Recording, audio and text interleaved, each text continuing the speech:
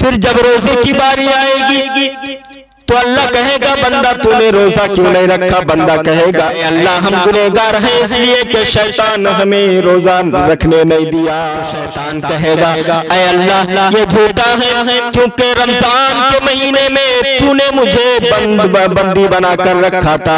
ऐ अल्लाह तू मुझे कैद में रखा था, फिर मैं इन लोगों को कैसे भटका सकता हूँ। যখন রোজার বিষয় জিজ্ঞাসা করা হবে বান্দা একই কথা বলতে গেলে শয়তান বলবে আল্লাহ রমজানুল মুবারকে তুমি আমাকে বন্দী রেখেছিলা।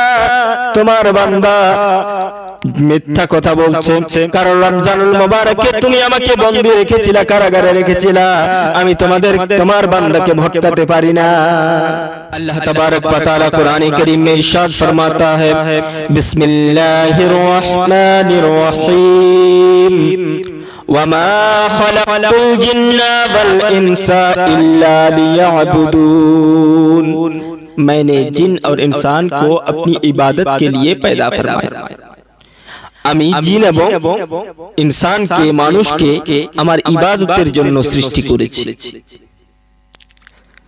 अल्लाह अगर तूने तेरी इबादत के लिए हमें पैदा फरमाया तो फिर हमें भूख क्यों दी, दिन के बाद रात क्यों दी, क्योंकि रात होते ही हमें सोना पड़ता है। ऐ अल्लाह अगर तूने हमें अपनी इबादत के लिए पैदा फरमाया तो खेत खलियान क्यों दी, बिजनेस करने का तरीका और जहन क्यों दी। ऐ अल्लाह अगर पैदा करना था तो ऐसा पैदा करता कि हम इबादत के लिए सिर्फ तेरी ही इबादत करते। তুমি যখন আমাদেরকে ইবাদতের জন্য সৃষ্টি করেছো আমাদেরকে ক্ষুধা কেন দিলা, আমাদেরকে বিজনেস করার পরিকল্পনা কেন দিলা, আমাদেরকে চাষবাসের বুদ্ধি ব্রেন কেন দিলা।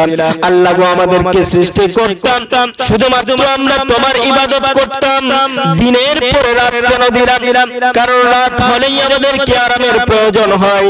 আল্লাহ গো এত কিছু দিলা শুধু তোমার ইবাদত করার জন্য যদি পাঠিয়ে থাকো তাহলে আমরা এতগুলো কাজ করার মাধ্যমে কিভাবে তোমার ইবাদত করতে পারি। अल्लाह पुकार कर कहे बंदा तू अगर से तो खलियान में जाए, अगर बिजनेस करे और मेरे वजह से करे। ऐ बंदा তুমি যদি বিজনেস করো, তুমি যদি খেত কামারে কাজ করো আর আমার উদ্দেশ্যে করো সেটাও তোমার ইবাদতের মধ্যে গণ্য হবে। যদি আল্লাহর উদ্দেশ্যে করা হয়, একটা বাড়ি তৈরি করছেন, एक घर बना रहे हैं हम लोग और उस घर में एक खिड़की बना रहे हैं, इस नियत से अगर हो कि ऐ अल्लाह हमें एक खिड़की इसलिए बना रहे हैं कि अजान हमारी कानों तक आ जाए, तो ये भी इबादत है।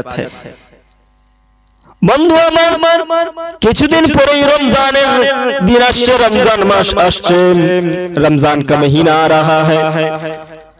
दिल में ये वादा कर ले कि इस रमजान से लेकर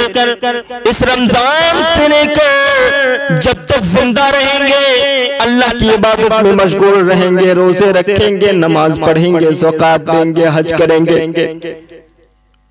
अगर साहिबी इस्तिताअत हो तो हज भी करेंगे, ज़कात देंगे, नमाज पढ़ेंगे। मेरे दोस्तों क़यामत में जब हम सब हाजिर होंगे अल्लाह तबारक व तआला पूछेगा बंदा तू इबादत किया क्यों नहीं, तूने नमाज क्यों नहीं पढ़ा, रोजे ज़कात क्यों नहीं दी, हज क्यों नहीं की। तो बंदा कहेगा अल्लाह हम तो इबादत करना चाह रहे थे, शैतान ने हमें करने नहीं दिया।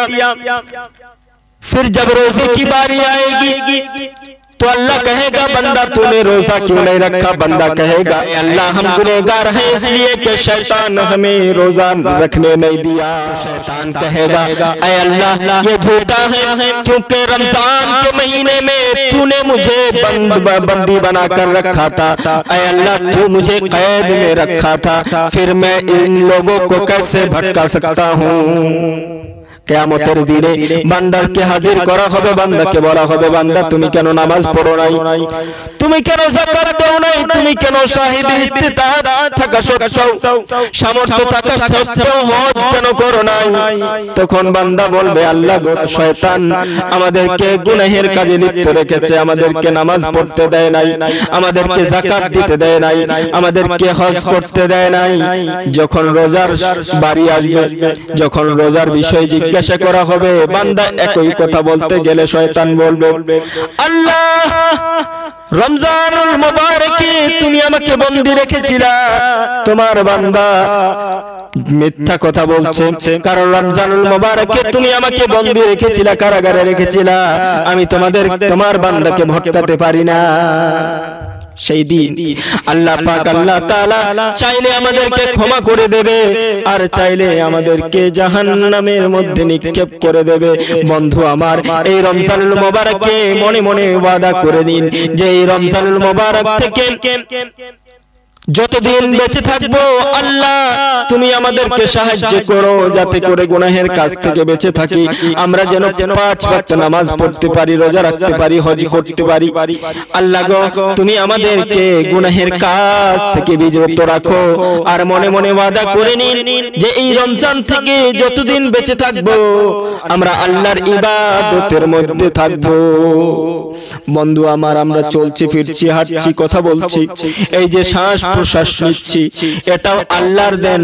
সুতরাং যখন আমরা চলবো, ফিরবো, কথা বলবো, সব সময় একটা জিকির করতে হবে, কি? আল্লাহ হু, আল্লাহ হু, আল্লাহ হু। কিভাবে? মুখে মুখে নয়, বরং শ্বাস প্রশ্বাসে যখন শ্বাস নেবেন বলবেন আল্লাহ হু,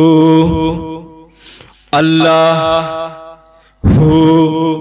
আপনি 40 দিন যাবত যদি এভাবে করেন, আপনি চলবেন, ফিরবেন, কথা বলবেন, হাঁটবেন, অটোমেটিকলি আপনার অন্তর আল্লাহর জিকিরে থাকবে। বলুন সুবহানাল্লাহ। আল্লাহ পাক বলেন,